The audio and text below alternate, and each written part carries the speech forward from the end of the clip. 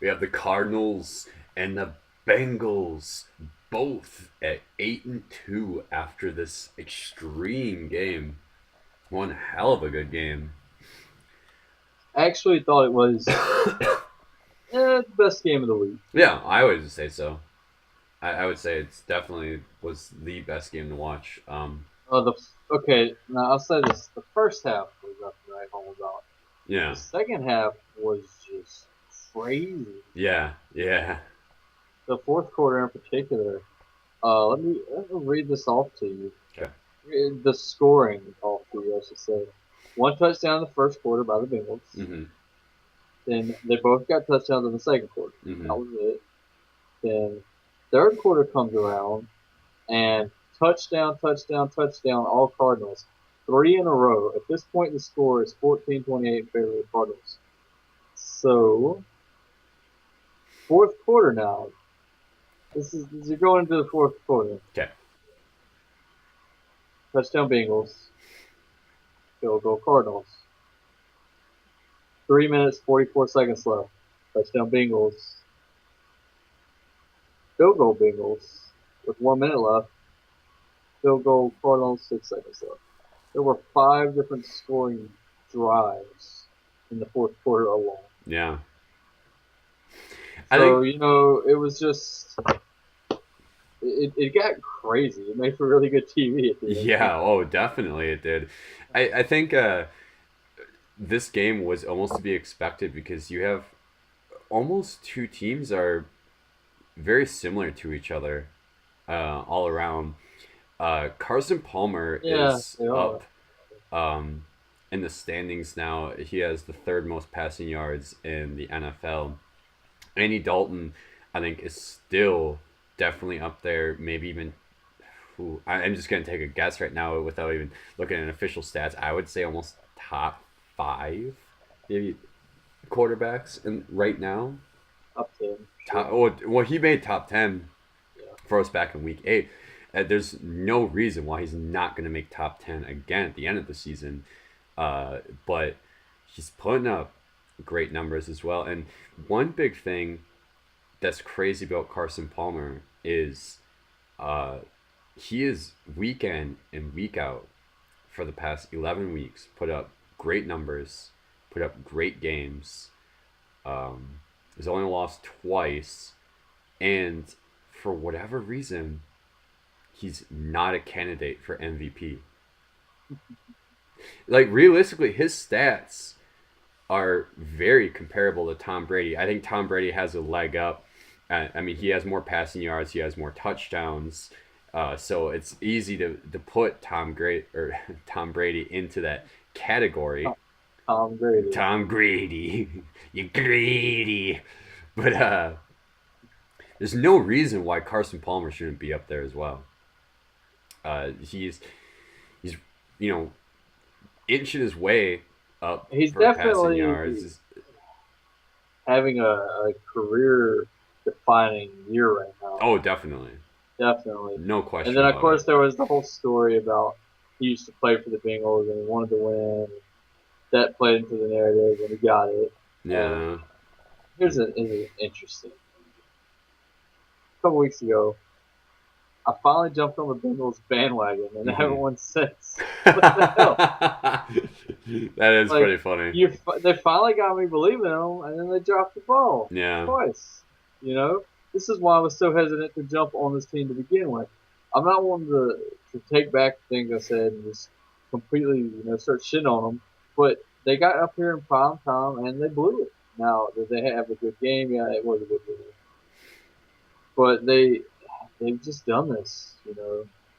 Well, the More than difference is once. the week before they lost against the Texans. That was like a Yeah, holy shit, what happened to this team? This loss, yeah, it's it's a a little bit more loss. understandable. Yeah, exactly. Like it's still a loss for the Bengals, Sure. but damn, did they not at least put up a good fight for it? They still put up a hell of a game. Like you can't besides the obvious of like, well, this and this happened of you losing the game, but you can't at least go around and say, well, they played bad. You can't say that they necessarily played too sloppy. by any, not like against the Texans they did at least. Right, right. And they still have a 2 game cushion over the Steelers. So Yeah, I yeah, mean, it's not all bad news. I know they lost twice in a row, but it's not all bad news right. for Cincinnati. You know, the number one seed pretty much out of reach at this point. More likely than not. I know mathematically they're only 2 games behind, but right now two losses behind the Patriots seems like a miles apart. Yeah, yeah. Well, and look at it this way: uh, when Arizona lost, they lost two in a row. When now Bengals lost two in a row, Packers lost three in a row. So you took all of these undefeated teams, these like these dips have been happening now all season of these. I think even Falcons probably lost two in a row too after the Well, first loss. You know? that's it's funny that you mention it because that's actually one thing that really is helping them still, and they're on a quest to get a bye week. If they can't get number one, they at least want that bye week, right? Yeah, So the number 2 seed, well, Denver also dropped 2 games, so they're dead even still. exactly. So they literally didn't lose any ground whatsoever there. Yeah, So it, in the very least, it didn't make it any less interesting. It just took away some of the zeros at the yeah, end of both of those teams' records. yeah, So, yeah. So it's man. Now we're actually saying it out loud. It's really putting the playoff spots way more interesting than what I think a lot of people are even realizing about the whole scenario. At least on the AFC side. yeah, the AFC in particular is very, very interesting. Yeah.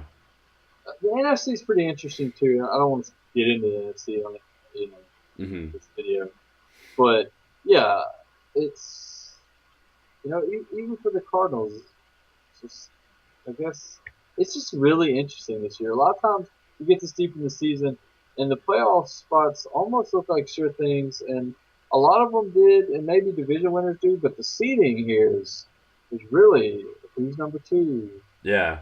We kind of know who number one is on both sides. Number two, and everything below that is not set in stone at all. Not even a little bit. Yeah. It's interesting is as of right now, the number one seeds on both sides are clear as day. But hey, we got 4 weeks left now. That could change too, realistically. Like that's not guaranteed that Yeah, well, you got Carolina is six and weeks actually. yeah, So you got to consider all the bye weeks are over. So every team has 6 games left at this point. yeah. Since right, we all caught up on week 11, so every team's done with bye week. So we got every team's got 6 games to go, Mm-hmm. and that's a large chunk of the season. Exactly. So I mean, I don't want to. I'm gonna eat my own words by saying this, but Carolina and Patriots, you're not guaranteed first seed yet. No, not yet. Not Anything can still happen. right, and that Likely to happen though, but the Bengals are right there waiting to pounce. exactly the So you Bengals said pouncing. that. I like what you did. You like that? Yeah, It's semi-intentional. Like as I said it, I realized what was happening. yeah. But yeah, I know the Bengals lost, and I know I made the comment about them. For some reason, they get in prime time, and they just I don't know if it's just a perception thing with us, or if they're really playing worse. They still played good. They don't seem to win when the whole nation's watching. They just don't seem to win for some reason. you know, And in the playoffs, everyone's watching, so they need to get over that. um, this is gonna get into like maybe too much of um, a lore, I guess, or like a superstition. But I feel like overall, this entire year, and anybody who plays fantasy might be able to back me up on this, especially. But I feel like any primetime game that any star player doesn't perform. And it's happened every single week this entire season. I mean, look at even the Monday night game. LeGarrette Blount supposed to take off, didn't do shit. Gronk didn't do anything. The Interesting. Bengals on Monday night with the Texans. flopped. Now you go on Sunday night, didn't win there. Uh, Other than Carson Palmer, I guess he still put up good Yeah, stats in prime time, but it's just it's been this really bizarre superstition. It's like almost the Madden curse of the NFL for Super Bowl 50 that every prime time game, your superstars of every team does not have a good game. that's an interesting development. It's Something I'll have to look more Yeah, into. yeah, everybody else too. Like, I mean, you can go back to every single week and you look at every Thursday and Monday night game and look at individual statistics and you go, wow, they didn't play good. They didn't play good. Oh, so they didn't play good. It's weird.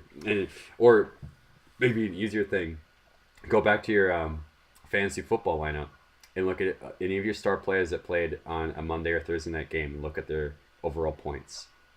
It's weird. I'm just telling you. It's to the point where if any of my players are playing on prime time, that I almost don't want to play them anymore.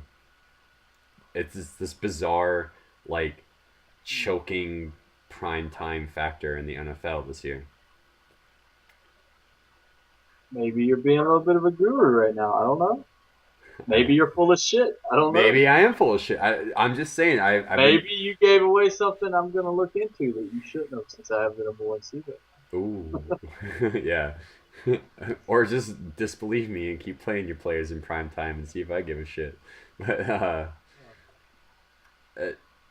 I don't know. It's been something I've been noticing for a long time. And this is the first time I've actually been vocal about it because I don't know. I don't really believe in the whole NFL superstition. I actually Sure, kind of I kind of love the um, Bud Light commercial. Was it last year where they said it's only crazy if it doesn't work or what, or it's crazy if it works?